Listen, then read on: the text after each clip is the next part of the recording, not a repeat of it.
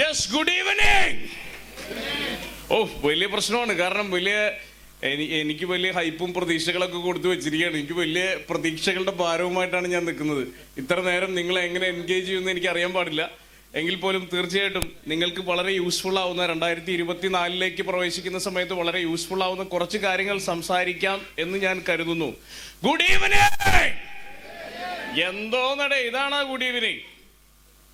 So I need your maximum. നേരത്തെ ഫൈസൽ അഹമ്മദ് അവസാനിപ്പിച്ചപ്പോൾ പറഞ്ഞ ഒരു കാര്യമുണ്ടായിരുന്നു.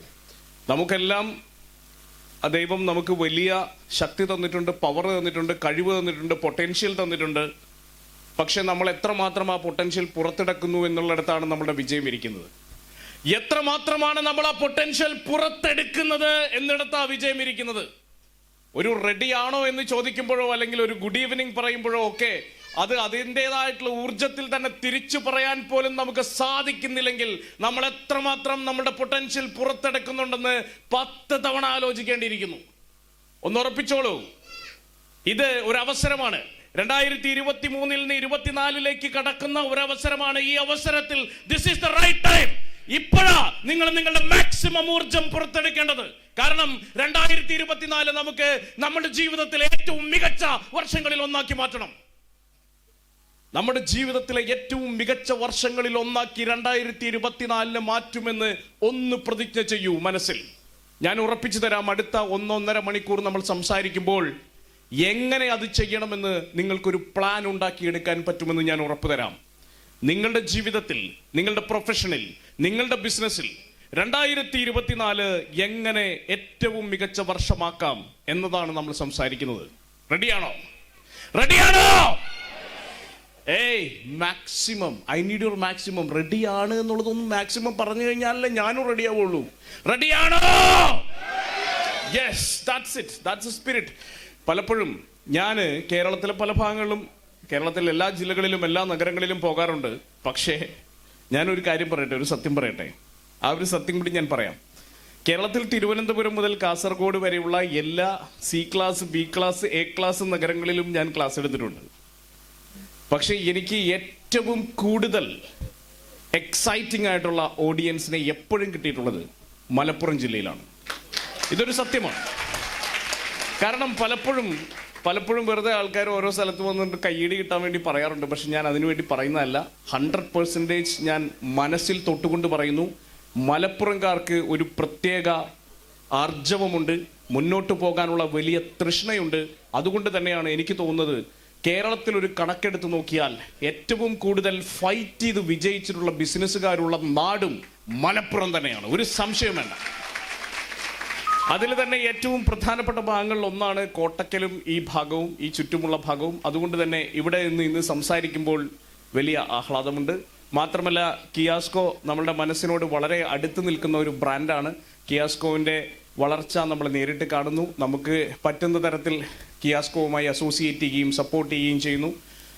പ്രത്യേകിച്ചും നമ്മളുടെ ട്രെയിനിങ് പ്രോഗ്രാമുകളിലും നമ്മളുടെ മെൻറ്ററിങ്ങുകളിലും എല്ലാം അവർ പാർട്ടിസിപ്പേറ്റ് ചെയ്യാറുണ്ട്. വളരെ ഫോക്കസ്ഡ് ആയിട്ട് അത്തരം കാര്യങ്ങൾ ചെയ്യുന്ന ആളുകൾ കൂടിയാണ് അവർ എന്നുള്ളത് തീർച്ചയായിട്ടും വലിയ ആഹ്ലാദമുണ്ടാക്കുന്നു. അതുകൊണ്ട് തന്നെ എനിക്ക് ഉറപ്പുണ്ട്, ഈ വിജയം ചെറിയ ഒരു നാളിലേക്കായിരിക്കില്ല, ഇത് ദീർഘകാലത്തേക്കാണ്. ഇത് വളരെ ഫോക്കസ്ഡ് ആയിട്ടുള്ള ഒരു അപ്രോച്ചാണ്. തീർച്ചയായിട്ടും കിയാസ്കോന്റെ ഭാഗമായിരിക്കുന്നതിൽ, കിയാസ്കോ എന്ന പ്ലാറ്റ്ഫോമിൽ നിങ്ങൾ നിൽക്കുന്നതിൽ നിങ്ങൾക്ക് അഭിമാനിക്കാം.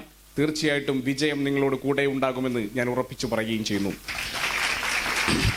ഞാൻ ഇന്ന് നിങ്ങളുടെ അടുത്ത് പറയാൻ പോകുന്ന ഒരു ചെറിയ കോൺസെപ്റ്റ് വേക്ക് അപ്പ് എന്ന് പറയുന്ന കോൺസെപ്റ്റാണ്. കാരണം നമ്മൾ ഉറങ്ങിക്കെടുക്കുകയാണല്ലോ. നമ്മൾ ജീവിതത്തിൽ കുറേ നാളായിട്ട് ഉറക്കം തന്നെയാണ്. അപ്പോൾ തട്ടി എണീപ്പിക്കാൻ ആരെങ്കിലും വേണമല്ലോ. ആ ഒരു തട്ടി എണീപ്പിക്കലാണ് ഞാനൊന്ന് ട്രൈ ചെയ്യുന്നത്. കാരണം പവർ എന്ന് ചോദിച്ച് ചില ആൾക്കാർ എന്നോട് ചോദിക്കാറുണ്ട്, നിങ്ങൾ എങ്ങനെയാണ് ഇത്രയും പവർഫുൾ ആയിട്ട് ഇത്രയും നേരം സംസാരിക്കുന്നത് എന്ന് ചോദിച്ചാൽ എനിക്ക് ഒറ്റ മാർഗ്ഗമുള്ളൂ. ഞാൻ എൻ്റെ പവർ മൊത്തം പുറത്തെടുക്കുന്നു, നിങ്ങൾ എടുക്കുന്നില്ല, അത്രേ ഉള്ളൂ. എപ്പോഴാണോ നമ്മൾ പവർ പുറത്തേക്ക് എടുക്കുന്നത് അപ്പോൾ നമ്മൾ സക്സസ്ഫുൾ ആവുന്നു. നമ്മളുടെ കഴിവ് പുറത്തേക്ക് എടുക്കുന്നത്, കഴിവ് എല്ലാവർക്കുമുണ്ട്, ഉള്ളിൽ കിടക്കുകയാണ്, പുറത്തേക്ക് എടുക്കണം, അത്ര മാത്രമേ ഉള്ളൂ. പ്രത്യേകിച്ചും പഠിക്കുന്ന കുട്ടികളോട് അല്ലെങ്കിൽ എന്തെങ്കിലും ആകണമെന്ന് ആഗ്രഹിക്കുന്ന ആളുകളോട് പ്രത്യേകം എടുത്ത് പറയാനുള്ളതാണ്, the skill is within you, the talent is within you. പുറത്തേക്ക് എടുക്കണം. ഉള്ളിൽ വെച്ചിട്ട് ഒരു കാര്യമില്ല. ഒരു സ്ക്രിപ്റ്റ് സിനിമയാവുമ്പോഴാണ് നമുക്ക് കൈയടിക്കാൻ പറ്റുന്നത്. സ്ക്രിപ്റ്റ് എഴുതിയിട്ട് പെട്ടിക്കകത്ത് വെച്ചിട്ട് ഒരു കാര്യമില്ല. എന്ന് പറയുന്ന പോലെ കഴിവുണ്ടാക്കിയെടുത്ത് നമ്മുടെ മനസ്സിനകത്ത് ഒളിപ്പിച്ചു വെച്ചിട്ട് ഒരു കാര്യമില്ല. എപ്പോഴാ പുറത്തേക്ക് കിടക്കുന്നത്, അപ്പോഴാണ് ഇത് വർക്കൗട്ട് ആവുന്നത്. ഒരു ചോദ്യം ചോദിച്ചുകൊണ്ട് തുടങ്ങാം. ഒറ്റ സിമ്പിൾ ആയിട്ടുള്ള ചോദ്യം. നമുക്ക് എത്ര ബ്രെയിൻ ഉണ്ട്? നമുക്ക് എത്ര ബ്രെയിൻ എത്ര എന്നാ ഉണ്ടോന്ന് തന്നെ ഞാൻ തപ്പിക്കൊണ്ടിരിക്കുക. നമുക്ക് ബ്രെയിൻ ഉണ്ടോടെ? ബ്രെയിൻ ഉണ്ടോ? Do we have brain? തലച്ചോറ് പഠിച്ചിട്ടില്ലേ നമ്മള്? ഒറ്റ ബ്രെയിനാണുള്ളത്, പക്ഷെ ബ്രെയിനിന് പല പാർട്ടുകളുണ്ടെന്ന് നമ്മൾ പഠിച്ചിട്ടുണ്ട്. ചെറിയ ക്ലാസ്സുകളിലൊക്കെ പഠിച്ചിട്ടുണ്ട്. ഒരു ബ്രെയിനേ ഉള്ളൂ. പല ഭാഗങ്ങളുണ്ടെന്ന് നമ്മൾ പഠിച്ചിട്ടുണ്ട്. എന്തൊക്കെയാണ് ഭാഗങ്ങൾ? സെറിബ്രം, സെറിബെല്ലം, എല്ലാം പഠിച്ചിട്ടുണ്ട്. നന്നായി പഠിച്ചിട്ടുള്ള ആളാണ്. സെറിബ്രം, സെറിബെല്ലം, മെഡുല്ല ഒബ്ലാങ്കേറ്റ എന്നൊക്കെ പഠിച്ചു അല്ലെ? അങ്ങനെയൊക്കെ പഠിച്ചിട്ടുണ്ട്. പക്ഷെ ഞാൻ ഇന്ന് സംസാരിക്കാൻ പോകുന്നത് മറ്റൊരു തരത്തിലുള്ള ക്ലാസിഫിക്കേഷനെ കുറിച്ചാണ്. ബ്രെയിനിന്റെ വളരെ ഇമ്പോർട്ടന്റ് ആയിട്ടുള്ള ഒരു ക്ലാസിഫിക്കേഷൻ. ഈ ക്ലാസിഫിക്കേഷൻ എന്നാണോ നമ്മൾ മനസ്സിലാക്കുന്നത് ബ്രെയിനിന്റെ പവർ, അപ്പോൾ മുതൽ നമ്മൾ അറിഞ്ഞു തുടങ്ങും. നമ്മളുടെ ബ്രെയിനിന്റെ ഏറ്റവും താഴെയുള്ള ഒരു ഭാഗം, ജോഗ്രഫിക്കലി താഴെയുള്ള ഭാഗം, ഒരു കുറ്റി പോലത്തെ ഒരു ഭാഗമുണ്ട്. ആ ഭാഗത്തെ വിളിക്കുന്നത് ആക്ച്വലി റെപ്റ്റിലിയൻ ബ്രെയിൻ എന്നാണ്. Reptilian brain. എത്ര പേര് കേട്ടിട്ടുണ്ട് റെപ്റ്റിലിയൻ ബ്രെയിൻ എന്ന്? കുറച്ച് പേര്. യെസ്, റെപ്റ്റിലിയൻ ബ്രെയിൻ എന്ന് പറയുന്ന ഒരു ബ്രെയിൻ ഉണ്ട്. എന്താണ് റെപ്റ്റിലിയൻ ബ്രെയിൻ എന്ന് വിളിക്കാൻ കാരണം? റെപ്റ്റൈൽസ് എന്ന് നമ്മൾ കേട്ടിട്ടുണ്ടാവും. റെപ്റ്റൈൽസ് എന്താ? റെപ്റ്റൈൽസ് ഉരകങ്ങളാണ്. റെപ്റ്റൈൽസ് അല്ലേ? ഏറ്റവും ആദ്യം ലോകത്തിൽ ഉണ്ടായത് ഉരകങ്ങളാണെന്നാണ് വിശ്വസിക്കപ്പെടുന്നത്. ഉരകങ്ങളാണ് റെപ്റ്റൈൽസ്. ഉരകങ്ങൾക്കുള്ള ബ്രെയിനാണ് റെപ്റ്റിലിയൻ ബ്രെയിൻ. ഉരകങ്ങൾക്ക് ആ ബ്രെയിൻ മാത്രമേ ഉള്ളൂ. ഉരകങ്ങൾക്കുള്ളത് റെപ്റ്റിലിയൻ ബ്രെയിൻ മാത്രം. എന്താ പ്രത്യേകത? ഉരകങ്ങളുടെ പ്രത്യേകത, ഒരു പാമ്പ് വരുന്ന സമയത്ത് അടിക്കാൻ നോക്കിയാൽ, പാമ്പിനെ നമ്മൾ തല്ലാൻ ചെന്നാൽ പാമ്പ് എന്ത് ചെയ്യും? പാമ്പ് എന്ത് ചെയ്യും? പാമ്പിനെ തല്ലാൻ ചെന്നാൽ പാമ്പ് എന്താ ചെയ്യാ? പറയൂ. യെസ്, കൊത്താൻ വരും അല്ലേ? കൊത്താൻ വരും. അല്ലെങ്കിലോ? അല്ലെങ്കിൽ എന്ത് ചെയ്യും? അല്ലെങ്കിൽ ഓടിപ്പോവും, പേടിച്ചോടി അല്ലേ? ഈ രണ്ട് കാര്യങ്ങളല്ലേ ചെയ്യാ? ഇതല്ലാതെ എന്തെങ്കിലും ചെയ്യാൻ സാധ്യതയുണ്ടോ? ഇല്ല. ഒരു പാമ്പിനെ നമ്മൾ തല്ലാൻ ചെന്നാൽ പാമ്പ് ഒന്നുകിൽ നമ്മളെ ആക്രമിക്കാൻ വരും, അല്ലെങ്കിൽ ഓടി രക്ഷപ്പെടും. ശരിയാണല്ലോ? രണ്ട് കാര്യങ്ങളാണ് ചെയ്യാൻ കഴിയുക. കാരണം എന്താ? കാരണം പാമ്പിനും അതുപോലുള്ള ഉരകങ്ങൾക്കുമുള്ളത് റെപ്റ്റീലിയൻ ബ്രെയിൻ ആണ്. റെപ്റ്റീലിയൻ ബ്രെയിന് രണ്ട് ഫംഗ്ഷൻ മാത്രമേ അറിയൂ. ഒന്ന് ആക്രമിക്കുക, അല്ലെങ്കിൽ ഓടി രക്ഷപ്പെടുക. ക്ലിയർ ആണോ? റെപ്റ്റീലിയൻ ബ്രെയിൻ വളരെ ഇമ്പോർട്ടന്റ് ആയിട്ടുള്ള പോയിന്റ് ആണ്, സീരിയസ്ലി. കാരണം ഒരു പക്ഷേ എന്നല്ല, ഒരു സ്കൂളിലും ഒരു കോളേജിലും ഇപ്പോഴും പഠിപ്പിക്കാത്ത ചില പോയിന്റുകളാണ്. അവിടെയാണ് ജീവിതം ഇരിക്കുന്നത് എന്നുള്ളത് ഏറ്റവും രസകരമായ കാര്യം. കാരണം എന്താ? നമ്മൾ സ്കൂളിൽ പഠിക്കുന്നത് ഓർഗാനിക് കെമിസ്ട്രി പഠിക്കും, ട്രിഗണോമെട്രി പഠിക്കും. ബട്ട് അൺഫോർച്ചുനേറ്റ്ലി ഇതേവരെ നമ്മൾ സൈൻ തീറ്റയും കോസ് തീറ്റയും ഉപയോഗിച്ചിട്ടുണ്ടാവില്ല. പക്ഷെ നമുക്ക് ഉപയോഗിക്കാനുള്ള ചില സാധനങ്ങളാണ് ഞാൻ പറയുന്നത്. ഇത് സ്കൂളിൽ പഠിപ്പിക്കുന്നില്ല, അതുകൊണ്ട് പ്രത്യേകം ശ്രദ്ധിക്കുക. ഒന്ന് ഉറപ്പിച്ചോളൂ, have a brain called reptilian brain. ആകെ കൂടി റെപ്റ്റീലിയൻ ബ്രെയിൻ അറിയാവുന്നത് ഈ പറയുന്ന ഓടി രക്ഷപ്പെടുക അല്ലെങ്കിൽ ആക്രമിക്കുക എന്നുള്ളത് മാത്രമാണ്. നിങ്ങളെയാണ് ഒരാൾ അടിക്കാൻ വരുന്നത് അല്ലെങ്കിൽ തല്ലാൻ വരുന്നതെന്ന് വിചാരിക്കുക. നിങ്ങൾ എന്ത് ചെയ്യും? പറയും. ഒരാൾ നിങ്ങളെ തല്ലാൻ വരികയാണ്, നിങ്ങൾ എന്ത് ചെയ്യും? പറ. നിങ്ങൾ ഇതുപോലെ പല അനുഭവങ്ങളിലൂടെ കടന്നു പോയിട്ടുണ്ടാവുമല്ലോ. എന്താണ് ചെയ്യാറുള്ളത് സാധാരണ? യെസ്, സലാം ചൊല്ലും. ഓക്കെ, നല്ല സ്ട്രാറ്റജിയാണത്. യെസ് എന്ന് പറഞ്ഞാൽ വേണം ഒരു ഗ്രീറ്റിംഗ് പറയാം, അല്ലെങ്കിൽ ഒന്ന് ചിരിക്കാം അല്ലേ? ഒന്ന് ചിരിക്കാം. ചിരിച്ചു കഴിഞ്ഞാൽ കൂളാവും. ശരിയല്ലേ? വണ്ടർഫുൾ, നല്ല ഉത്തരമാണ്. വേറെ എന്ത് ചെയ്യാം? അപ്പൊ ചുരുക്കി പറഞ്ഞാൽ ഒന്ന് ചിരിക്കാം, ഗ്രീറ്റ് ചെയ്യാം. ഒരാൾ തല്ലാൻ വരുമ്പോഴേ ബെസ്റ്റ് ഐഡിയ ആണ്.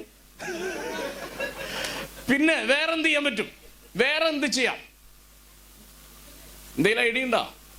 അല്ലെ, ഡിഫൻസ് എന്ന് പറഞ്ഞ കൈൻഡ് ഓഫ് അറ്റാക്ക് ആണ്. അതല്ലാതെ വേറെ എന്ത് ചെയ്യാൻ പറ്റും? ചിരിയുടെ കാര്യം പറഞ്ഞു. ചിരിയുടെ ഒപ്പം തന്നെ വേറെ എന്ത് ചെയ്യാൻ പറ്റും? അല്ല, അത് നേരത്തെ പാമ്പ് ചെയ്ത സെയിം സാധനമല്ലേ? പാമ്പ് ചെയ്യാത്ത എന്ത് ചെയ്യാൻ പറ്റുമെന്ന എന്റെ ചോദ്യം. ഇമ്പോർട്ടന്റ് ആയ ചോദ്യമാണ്. കാരണം ഇതാണ് നമ്മുടെ ലൈഫിന്റെ സക്സസ് തീരുമാനിക്കുന്നത്. ചിരിക്കാം, ഓക്കെ ഫൈൻ. ഞാൻ ചോദിക്കുന്നു, എന്തിനാ ഇത്ര കൺഫ്യൂഷൻ? കരഞ്ഞൂടേ? ഒരാൾ തല്ലാൻ വരുന്ന സമയത്ത് കരഞ്ഞു കാണിച്ചൂടെ? പ്ലീസ് എന്ന് കരഞ്ഞു കാണിച്ചൂടെ? കരയാറില്ലേ? ഇമോഷൻ അല്ലേ ഇത്? This is A kind of emotion. നിങ്ങൾക്ക് ചിരിക്കാൻ പറ്റുമെങ്കിൽ നിങ്ങൾക്ക് കരഞ്ഞും കാണിക്കാം, ശരിയല്ലേ? പക്ഷെ പാമ്പിന് പറ്റില്ല. പാമ്പിന് ചിരിക്കാനോ കരയാനോ പറ്റില്ല. വളരെ ഇമ്പോർട്ടൻ്റ് ആയിട്ടുള്ള പോയിന്റാണ്. പാമ്പിന് ചിരിക്കാനോ കരയാനോ പറ്റില്ല. വൈ? കാരണം പാമ്പിന് ഒരു ബ്രെയിൻ ഇല്ല. That is called the emotional brain. പക്ഷെ ആ ബ്രെയിൻ നമുക്കുണ്ട്. റെപ്റ്റീലിയൻ ബ്രെയിൻ നമുക്കുണ്ട്. നമ്മൾ ഓടി രക്ഷപ്പെടാറുണ്ട്, നമ്മൾ ആക്രമിക്കാറുണ്ട്. അതിന് മുകളിൽ നമുക്ക് മറ്റൊരു ബ്രെയിൻ ഉണ്ട്. We have emotional brain. നമുക്ക് ചിരിക്കാനുള്ള കഴിവുണ്ട്, കരയാനുള്ള കഴിവുണ്ട്. ക്ലിയർ അല്ലേ? ഇതിന്റെ മുകളിൽ ഒരു ബ്രെയിൻ കൂടി ഉണ്ട് നമുക്ക്. അതാണ് അതിന്റെ പ്രത്യേകത. നമുക്ക് മാത്രമുള്ള സാധനം, ലോകത്തിൽ മനുഷ്യന് മാത്രമുള്ള ബ്രെയിനിന്റെ മുകളിലുള്ള coating, which is called the neocortex brain. neocortex brain, logical brain. ഒരാൾ തല്ലാൻ വരുന്ന സമയത്ത് വേണമെങ്കിൽ നമുക്ക് ഒരു മിനിറ്റ് ചേട്ടാ ഒന്ന് സംസാരിക്കട്ടെ എന്ന് പറഞ്ഞ് സൈഡിലേക്ക് വിളിച്ചുകൊണ്ടുകൂടെ? എന്നിട്ട് ചോദിച്ചൂടെ ആക്ച്വലി എന്താ പ്രശ്നം? സമയം കിട്ടുന്ന അറിയില്ല. സമയം കിട്ടുകയാണെങ്കിൽ നമുക്ക് ചോദിക്കാലോ. ദർ ഇസ് എൻ ഓപ്ഷൻ അല്ലേ? എന്താ ആക്ച്വലി നമ്മൾ ചെയ്യുന്നത്? We are being logical. നമ്മൾ ലോജിക്കൽ ആവുക ചെയ്യുന്നത് അവിടെ. ശരിയാണോ അല്ലയോ? നമ്മൾ ലോജിക്കൽ ആവുകയാണ്.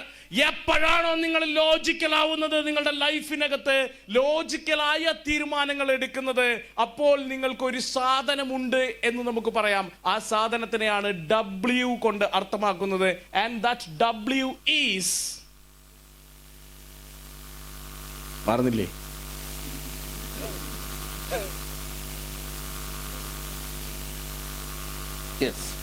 ഇത് ബ്രഹ്മ ടീമാണ്, ഒരു ഡെക്കറേഷന് വേണ്ടി ഇട്ടുന്നുള്ളൂ. Yes. And that W is called wisdom. This W is called wisdom. Whenever you are logical, whenever you take decisions based on logic, നിങ്ങൾക്ക് വിസ്ഡം ഉണ്ടെന്ന് പറയാം. അപ്പോൾ നമ്മൾ പലപ്പോഴും പല തീരുമാനങ്ങളും എടുക്കുന്നത് വളരെ ഇൻട്രസ്റ്റിംഗിലി ഇമോഷന്റെ പുറത്താണ്. നമ്മൾ പലപ്പോഴും പല സാധനങ്ങളും മേടിക്കുന്ന ഇമോഷന്റെ പുറത്താണ്. നമ്മളൊരു ഷോപ്പിംഗ് മാളിലേക്ക് പോകുന്നു, അവിടെ ഒരു ഓഫർ ഉണ്ടെന്ന് കാണുന്നു. നമ്മൾ ജമ്മത്തി മേടിക്കില്ല എന്ന് വിചാരിച്ചിരുന്ന സാധനം ചിലപ്പോൾ മേടിച്ച് കൊട്ടയിലിടുന്നു. ഇമോഷന്റെ പുറത്താണ്, ലോജിക്കിന്റെ പുറത്തല്ല. ഇപ്പൊ ചുമ്മാ വീട്ടിൽ ചെന്ന് നോക്കിക്കോ, ആവശ്യമില്ലാത്ത ഒരു ലോഡ് സാധനം ക്ലീൻ ചെയ്യുമ്പോൾ കിട്ടും. കാരണം എന്താ? നമ്മൾ ഇമോഷന്റെ പുറത്ത് മേടിച്ചു കൂട്ടിയിരിക്കുന്ന സാധനങ്ങളാണ്. പല സാധനങ്ങളും നമ്മൾ മേടിച്ചു കൂട്ടുന്നത്, ജീവിതത്തിലെ പല ഡിസിഷൻസും എടുക്കുന്നത്, ബിസിനസ്സിനകത്തുള്ള പല ഡിസിഷൻസും എടുക്കുന്നത് പലപ്പോഴും ഇമോഷന്റെ പുറത്താണ്, വിത്തൗട്ട് തിങ്കിങ് പ്രോപ്പർലി.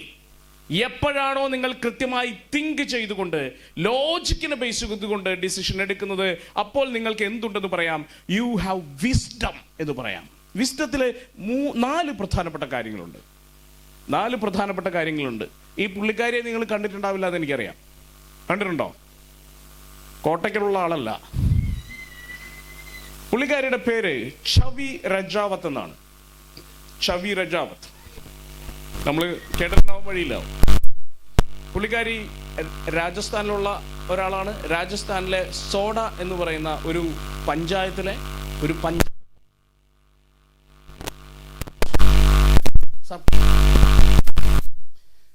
അവിടുത്തെ സർപഞ്ചാണ്. എന്താണ് ഇപ്പോൾ ഛവി രജാവത്തിനെ ഇവിടെ കാണിക്കാൻ എന്ന് നിങ്ങൾ ചിലപ്പോൾ ആലോചിക്കുന്നുണ്ടെങ്കിൽ ഒരു കാരണം പറയാം.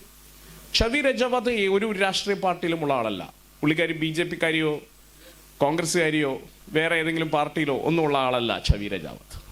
ഛവി രജാവത്ത് ഒരു ഇൻഡിപെൻഡന്റ് പ്രൊഫഷണലാണ്. She is a professional. Chhavi രജാവത്തിന്റെ ഗ്രാൻഡ് ഫാദർ അവിടുത്തെ സർപഞ്ചായിരുന്നു, പഞ്ചായത്ത് പ്രസിഡന്റ് ആയിരുന്നു. പുള്ളിക്കാരി പുറത്തു പോയി പഠിച്ചു, വിദ്യാഭ്യാസം ഉണ്ടായി. എന്തുണ്ടായി അതിൻ്റെ ഒപ്പം? ഷീ ഗോട്ട് ദ നോളജ് ഉണ്ടായി. അതാണ് എൻ്റെ ആദ്യത്തെ ചോദ്യം. നിങ്ങളെല്ലാവരും ഓരോ പ്രൊഫഷനിൽ ഇരിക്കുന്ന ആളുകളാണ്. എന്തെങ്കിലുമൊക്കെ പ്രൊഫഷൻ ഉണ്ടാവുമല്ലോ.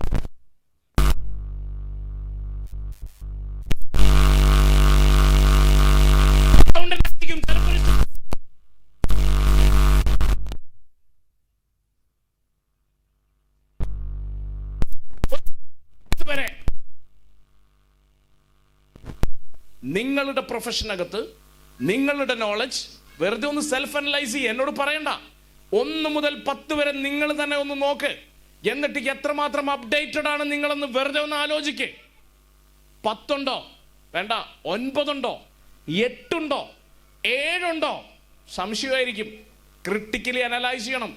എന്റെ ചോദ്യം ഇതാണ്: നിങ്ങൾ ചെയ്യുന്ന കാര്യത്തിനകത്ത് ഏറ്റവും ബെറ്റർ ആകുന്നതിനു വേണ്ടി മിനിമം 1/2 മണിക്കൂറെങ്കിലും ജീവിതത്തിൽ എല്ലാ ദിവസവും നിങ്ങൾ ഇൻവെസ്റ്റ് ചെയ്യുന്നുണ്ടോ?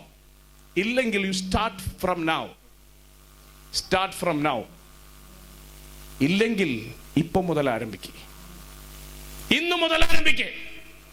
നിങ്ങളുടെ ജീവിതത്തിൽ ഒരു മാറ്റം വരുത്തണമെന്ന് നിങ്ങൾ ആഗ്രഹിക്കുന്നുണ്ടെങ്കിൽ ഐ ബെറ്റ് യു, നിങ്ങളെ ആറ്റമിക് ഹാബിറ്റ്സ് എന്ന് പറയുന്ന ഒരു പുസ്തകത്തെ കുറിച്ച് കേട്ടിട്ടുണ്ടെന്ന് എനിക്കറിയില്ല, പക്ഷെ അതൊരു വണ്ടർഫുൾ ആയിട്ടുള്ള ബുക്കാണ്. അതിനകത്ത് പറയുന്ന ഒരു ചെറിയ കാര്യമുണ്ട്. ആ കാര്യം ഇത്രയേ ഉള്ളൂ: വലിയ മാറ്റങ്ങൾ തുടങ്ങുന്നത് കൊച്ചു കൊച്ചു മാറ്റങ്ങളിൽ നിന്നാണ്. മാരത്തൺ ഓടാൻ നാളെ പറ്റില്ലായിരിക്കും, പക്ഷേ നിങ്ങൾക്കൊരു 5 മീറ്റർ ഓടാൻ നാളെ പറ്റില്ലേ? 50 മീറ്റർ ഓടാൻ ചിലപ്പോൾ നാളെ പറ്റില്ലേ? Why don't you start it? പല ആളുകളുടെയും പ്രശ്നം എന്താ? അല്ല, മാരത്തൺ ഒന്നും ഓടാൻ പറ്റത്തില്ലല്ലോ, ഈ ജീവിതത്തിൽ എന്നെ കൊണ്ട് പറ്റില്ല എന്ന് പറഞ്ഞ് നമ്മൾ ഉറപ്പിച്ചങ്ങ് കുറ്റിയടിച്ചിരിക്കുക. അവിടെയാണ് നമ്മളുടെ പ്രശ്നം ആരംഭിക്കുന്നത്. എപ്പോഴാണോ മാരത്തൺ ഓടാമെന്ന് നിങ്ങൾക്ക് ഉറപ്പ് വരുന്നത്, അന്ന് മുതൽ നിങ്ങൾ എന്ത് തുടങ്ങണം? 5 മീറ്ററെങ്കിലും ഓടി തുടങ്ങണം. അപ്പൊ നിങ്ങൾക്ക് ഉറപ്പ് വരും, യെസ് എനിക്ക് പറ്റും. 5 10 ആവും, 10 50 ആവും, 50 100 ആവും, 100 500 ആവും, 1000 ആകും. അതൊരു മാരത്തണായി മാറും. ഇവിടെയാ മാറ്റം ഉണ്ടാവുന്നേ. എന്റെ ആവശ്യം ഇതാ, എന്റെ നിങ്ങളോടുള്ള ആദ്യത്തെ request, it is A request. കാരണം എന്താണെന്നറിയോ? അതൊരു റിക്വസ്റ്റ് ആവാനുള്ള കാരണം എന്താണെന്നറിയാമോ? കാരണം എന്നോട് പല ആൾക്കാരും ചോദിക്കാറുണ്ട്, നിങ്ങളുടെ വിഷൻ എന്താണ്? നിങ്ങൾ എന്തിനു വേണ്ടിയാണ് ജീവിക്കുന്നത്? എന്നോട് ചോദിക്കാറുണ്ട്. ഞാൻ കൃത്യമായി പറഞ്ഞു വെക്കുന്നു, ഞാൻ ജീവിക്കുന്നത് എൻ്റെ ചുറ്റുമുള്ള ആളുകളുടെ മുഖത്ത് സന്തോഷം കാണാൻ വേണ്ടിയാണ്. എൻ്റെ ചുറ്റുമിരിക്കുന്ന നിങ്ങളുടെയൊക്കെ മുഖത്ത് സന്തോഷം കാണുമ്പോഴാണ് ഞാൻ ഏറ്റവും സന്തോഷവാനാവുന്നു. ഒരു സംശയം വേണ്ട. നിങ്ങളെപ്പോൾ സന്തോഷിക്കുന്നുവോ, നിങ്ങളെപ്പോൾ ജീവിതം എൻജോയ് ചെയ്യുന്നുവോ, നിങ്ങളെപ്പോൾ പണക്കാരനാകുന്നുവോ, നിങ്ങൾ ഏറ്റവും കംഫർട്ടിലേക്ക് എത്തുന്നുവോ, നിങ്ങളെപ്പോഴും ഏറ്റവും നല്ല ലൈഫ് സ്റ്റൈലിലേക്ക് എത്തുന്നുവോ, I be happy and I am vowed for that. ഞാൻ അതിനു വേണ്ടി ജീവിക്കുന്ന ആളാണ്. അപ്പോൾ നിങ്ങളുടെ ജീവിതത്തിൽ ഒരു മാറ്റം ഉണ്ടാകുന്നുണ്ടെങ്കിൽ ഞാൻ ഏറ്റവും ഹാപ്പി ആയിരിക്കും. ഒരു സംശയം വേണ്ട. ആ ജീവിതത്തിൽ ഒരു മാറ്റം ഉണ്ടാക്കാൻ വേണ്ടിയാണ് ഞാൻ റിക്വസ്റ്റ് ചെയ്യുന്നത്. ഒരു മാറ്റം ഉണ്ടാക്കാനാണ് ഞാൻ റിക്വസ്റ്റ് ചെയ്യുന്നത്. And my request is simple. 1/2 മണിക്കൂർ 30 മിനിറ്റ് നിങ്ങളുടെ പ്രൊഫഷന് വേണ്ടി ഇൻവെസ്റ്റ് ചെയ്യൂ. അപ്പൊ നിങ്ങൾ വിചാരിക്കും, അല്ല ഞാനെല്ലാം പഠിച്ചു കഴിഞ്ഞാണല്ലോ, ഞാനെല്ലാം പഠിച്ച് തീർന്ന് ready ആയിട്ടിരിക്കുകയാണല്ലോ. Let me tell you, each and every second changes happen. എല്ലാ സെക്കൻഡിലും ചേഞ്ചുകൾ വന്നുകൊണ്ടിരിക്കുക. എല്ലാ സെക്കൻഡിലും ലോകം മാറിക്കൊണ്ടിരിക്കുക, മാറ്റങ്ങൾ ഉണ്ടായിക്കൊണ്ടിരിക്കുക. പുതിയ മെറ്റീരിയൽ വരും, പുതിയ ഫാബ്രിക് വരും, പുതിയ ബിസിനസ് മോഡലുകൾ വരും, പുതിയ രീതികൾ വരും, അല്ലേ? ഇനിയുള്ള കാലത്ത് ഇപ്പം മെഡിസിൻ ഏതെങ്കിലും ഒരൊറ്റ മേഖല മാത്രം എടുത്തു നോക്കൂ. ഹെൽത്ത് കെയർ എന്ന് പറയുന്ന മേഖല മാത്രം എടുത്തു നോക്കിയേ. ഹെൽത്ത് കെയർ എന്ന് പറയുന്ന മേഖല മാത്രം എടുത്തു നോക്കാം. ഒരു ചെറിയ എക്സാമ്പിൾ പറയാം. ഒരു 10 വർഷത്തിനേക്കപ്പുറം, ഇപ്പം നേരത്തെ ഫൈസൽ ഒരു കാര്യം പറഞ്ഞു, മരണം ഉറപ്പാണ്. പക്ഷെ ചർച്ച നടന്നുകൊണ്ടിരിക്കുക. എന്ത് കാര്യത്തിലാണെന്നറിയോ? മരണം ഉറപ്പാക്കണോ വേണ്ടയോ എന്നുള്ള കാര്യത്തിൽ. Seriously, because science tells that, science പറയുന്നത് ഏകദേശം 10 വർഷങ്ങൾക്കപ്പുറം മരണം ക്യാൻ ബി ഓപ്ഷണൽ എന്നാണ്. മരണം ഓപ്ഷണൽ ആകാം എന്നാ പറയുന്നത്. ഇപ്പോൾ 10 വയസ്സിന് താഴെയുള്ള കുട്ടികളുണ്ടല്ലോ, ഈ 10 വയസ്സിനൊക്കെ താഴെയുള്ള കുട്ടികളുണ്ടല്ലോ, ഇവർക്ക് വേണമെങ്കിൽ സെലക്ട് ചെയ്യാത്രേ, മരിക്കണോ വേണ്ടയോ. സീരിയസ്ലി, തമാശയല്ല. കാരണം എന്താ? There is A huge possibility for that. കാരണം നമ്മളുടെ ഏത് ജീനിനെയും എഡിറ്റ് ചെയ്ത് മാറ്റാൻ പറ്റുന്ന, നമ്മളുടെ വയസ്സാകുന്ന ജീനുകളെ, വയസ്സാകുന്ന പ്രശ്നങ്ങളെ എല്ലാം തരണം ചെയ്യാൻ പറ്റുന്ന തരത്തിലേക്ക് മെഡിസിനുകളും ന്യൂട്രസ്യൂട്ടിക്കൽസും വളർന്നുകൊണ്ടിരിക്കുന്നു. ഇപ്പം നാനോ ബോട്ടുകൾ വന്നു കഴിഞ്ഞു ഓൾറെഡി. Nano bots. എന്താ നാനോ ബോട്ട് എന്ന് പറഞ്ഞാൽ? മെഡിസിൻ ക്യാരി ചെയ്യാൻ പറ്റുന്ന റോബോട്ടുകളാണ്. നമുക്ക് നഗ്ന നേത്രങ്ങൾ കൊണ്ട് പോലും കാണാൻ പറ്റാത്ത അത്ര ചെറുത്. നമുക്ക് ഇഞ്ചക്ട് ചെയ്ത് വിടാം. എവിടേക്കാണോ മെഡിസിൻ ഡെലിവർ ചെയ്യേണ്ടത് അതിലൂടെ പോയി മെഡിസിൻ ഡെലിവർ ചെയ്ത് അവിടെ തന്നെ അലിഞ്ഞു പോകുന്ന റോബോട്ടുകൾ. വലിയ മാറ്റങ്ങളാണ് വന്നുകൊണ്ടിരിക്കുന്നത്. ഇന്ന് നിങ്ങളൊരു ഹെൽത്ത് കെയർ എക്സിബിഷന് പോയാൽ അവിടെ ഏറ്റവും അധികം കാണാൻ പറ്റുന്നത് എന്താണെന്നറിയാമോ? റോബോട്ടുകളാണ്. ഞാൻ കഴിഞ്ഞ ദിവസം ലേ മെറിഡിയനിൽ എൻ്റെ ഒരു പ്രോഗ്രാം നടക്കുന്നതിൻ്റെ അപ്പുറത്ത് പോയി നോക്കിയപ്പോൾ അവിടെ ഒരു വലിയ ഹെൽത്ത് കെയർ എക്സിബിഷൻ നടക്കുക. അവിടെ ഏറ്റവും കൂടുതൽ ഞാൻ ചെന്നപ്പോൾ പെട്ടെന്ന് വിചാരിച്ചു ഇതുപോലെ വർക്ക്ഷോപ്പോ മറ്റോ ആണോ എന്ന്. കാരണം എന്താ? എല്ലായിടത്തും റോബോട്ടുകളാണ്, എല്ലായിടത്തും റോബോട്ടുകളാണ്.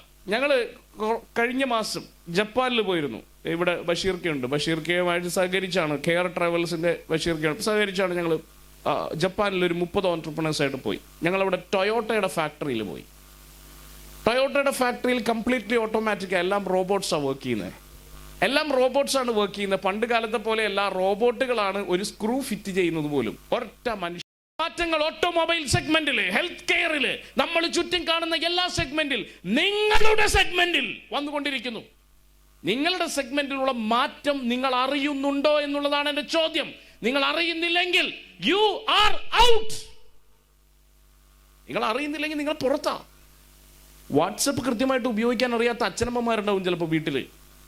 അവരൗട്ടല്ലേ, അവരൗട്ടാന്നേ. അവരറിയുന്നില്ല ലോകത്തിൽ എന്താ സംഭവിക്കുന്നതെന്ന്, പുതിയ ടെക്നോളജി എന്താണെന്നുള്ള അറിയുന്നില്ല. അവർക്ക് സ്പീഡില്ല. സത്യമല്ലേ അത്? If you are not updated, if you are not updated about the technology, you will be out from the world. നിങ്ങൾ ഈ ലോകത്തിൽ നിന്ന് ഔട്ടാവും. പ്ലീസ്, അരമണിക്കൂർ നിങ്ങളുടെ ജീവിതത്തിലെ എല്ലാ ദിവസത്തെയും അരമണിക്കൂർ നിങ്ങളുടെ പ്രൊഫഷനിൽ എന്ത് സംഭവിക്കുന്നു, എങ്ങനെ നിങ്ങളുടെ സ്കിൽ അതിനകത്ത് എൻഹാൻസ് ചെയ്യാം എന്നുള്ളതിന് വേണ്ടി മാറ്റിവെച്ചോ. I bet you, you will be in the top position. Top 5% I would say. Specific ആയിട്ട് പറയാം, 5 വർഷത്തിനുള്ളിൽ ഞാൻ ബെറ്റ് വെക്കുന്നു നിങ്ങൾ ടോപ്പ് 5% എത്തിയിരിക്കും. ടോപ്പ് 5% എത്തിയിരിക്കും. ഒറ്റ കാര്യം മാത്രം ചെയ്താൽ മതി. സീരിയസ്ലി. അപ്പൊ നിങ്ങൾ സെയിൽസിലാണെങ്കിൽ സെയിൽസിനെ കുറിച്ച് പഠിക്കുക, സെയിൽസിൽ സമയം ഇൻവെസ്റ്റ് ചെയ്യുക, സെയിൽസ് സെമിനാറുകൾ, സെയിൽസ് ട്രെയിനിങ്ങൾ അറ്റൻഡ് ചെയ്യുക, കൂടുതൽ സെയിൽസുകൾ ചെയ്തുകൊണ്ടേയിരിക്കുക. And I bet you, you will be one of the top 5% salesman in Kerala. At least കേരളത്തിലെങ്കിലും. ലോകത്തിൽ നിന്നാണ് ഞാൻ പറയുന്നത്, ലോകത്തിലാവുന്ന ഞാൻ വിചാരിക്കുന്നത്. കാരണം സച്ചിൻ ടെണ്ടുൽക്കർ കളിക്കുന്ന കാണുന്ന സമയത്ത് നമുക്ക് ചിലപ്പം, അല്ലെങ്കിൽ വിരാട് കോഹ്ലി കളിക്കുമ്പോൾ, ഓ ഇയാൾ എന്തോ നടേ സ്ലിപ്പിൽ ക്യാച്ച് കൊടുത്ത് പോയല്ലോ എന്നൊക്കെ പറയാൻ നമുക്ക് ഇവിടെ ഇരുന്നിട്ട് തോന്നും. പക്ഷെ അവിടെ ചെന്ന് ആ ബാറ്റുമായിട്ട് നിൽക്കുമ്പോഴാണ് നമുക്ക് മനസ്സിലാവുക എന്തുമാത്രം സ്പീഡിലായി ഈ ബോൾ വരുന്നതെന്നുള്ളത്. നമ്മൾ ലോക്കൽ ക്രിക്കറ്റ് കളിക്കാൻ പോകുന്ന സമയത്തെ, പാടത്തൊക്കെ ക്രിക്കറ്റ് കളിക്കാൻ പോകുമല്ലോ നമ്മൾ, ആ സമയത്ത് നമുക്ക് ചില ബോൾ എന്ത് ഫാസ്റ്റാണ് ഇവൻ എന്നൊക്കെ നമുക്ക് തോന്നും. അവൻ്റെ 10 ഇരട്ടി ഫാസ്റ്റിലാ അവിടെ ബോളർമാർ എറിഞ്ഞുകൊണ്ടിരിക്കുന്നത്. ആ സാധനത്തിനെ അടിച്ച് സിക്സറിലോട്ട് കളയുന്ന വിരാട് കോഹ്ലിയും ഈ പറയുന്ന ബാറ്റ്സ്മാൻമാരൊക്കെ, അവരുടെ അടുത്താണ് നമ്മൾ ഈ പുച്ഛം കാണിക്കുന്നത്. എങ്ങനെ അവർ ഈ ലെവലിലേക്ക് എത്തിയേ? സച്ചിൻ ടെണ്ടുൽക്കറെ കുറിച്ച് പറയാറുണ്ട്, 6 വയസ്സ് മുതൽ ഈ മനുഷ്യൻ ഒരു ദിവസം ഏകദേശം 6 മണിക്കൂറോളം പ്രാക്ടീസ് ചെയ്യുമായിരുന്നു എന്നാണ് പറയുന്നത്. 6 മണിക്കൂറോളം. He was passionate about it. He was passionate. Sachin ഇന്നാളൊരു ഇന്റർവ്യൂവിൽ, വളരെ അടുത്തുള്ളൊരു ഇന്റർവ്യൂവിൽ സച്ചിൻ പറഞ്ഞത് എനിക്ക് വളരെ ഇൻട്രസ്റ്റിംഗ് ആയിട്ട് തോന്നി. സച്ചിൻ പറഞ്ഞു, ഞാൻ ട്രെയിനിങ്ങിന് പോകുമ്പോൾ വാച്ച് കെട്ടാറില്ല. എന്താ വാച്ചില്ലേ പുള്ളിക്ക്? വാച്ച് മേടിക്കാൻ പൈസ ഇല്ലാണ്ടാണോ? അല്ല. എന്തുകൊണ്ടാ വാച്ച് കെട്ടാത്ത? എപ്പോ ട്രെയിനിങ് അവസാനിപ്പിക്കണമെന്ന് തീരുമാനിക്കുന്നത് ഞാനാണ്, എൻ്റെ വാച്ചല്ല. വ്യത്യാസം മനസ്സിലായോ? ബാക്കിയുള്ള ആൾക്കാർ വാച്ച് നോക്കിയിട്ട് 9 മണിയായി ട്രെയിനിങ് മതി നിർത്തിയിട്ട് പോവാണ്. അതേസമയം ഈ മനുഷ്യൻ എപ്പോഴാണോ സാറ്റിസ്ഫൈഡ് ആവുന്നത് അപ്പോഴാണ് നിർത്തിയിട്ട് പോകുന്നത്. That is the difference. നിങ്ങൾ പാഷനേറ്റ് ആണെങ്കിൽ, നിങ്ങൾ വാച്ച് നോക്കില്ല എന്നുറപ്പ്. ശരിയല്ലേ? ഇഷ്ടമുള്ളൊരു കാര്യം ചെയ്തുകൊണ്ടിരിക്കുമ്പോൾ എപ്പോഴെങ്കിലും നമ്മൾ സമയം നോക്കിയിട്ടുണ്ടോ? അപ്പൊ വീണ്ടും ഒരു ചോദ്യത്തിലേക്ക് ഞാൻ തിരിച്ചു വരിക കേട്ടോ. ഇഷ്ടമുള്ള ജോലിയാണോ ചെയ്യുന്നത്? ഇഷ്ടമുള്ള ജോലിയാണോ ചെയ്യുന്നത്? അല്ലെങ്കിൽ നിർത്തണം പ്ലീസ്. ഇഷ്ടമുള്ള ജോലിയല്ല ചെയ്യുന്നതെങ്കിൽ നിർത്തണമെന്നാ ഞാൻ പറയാ.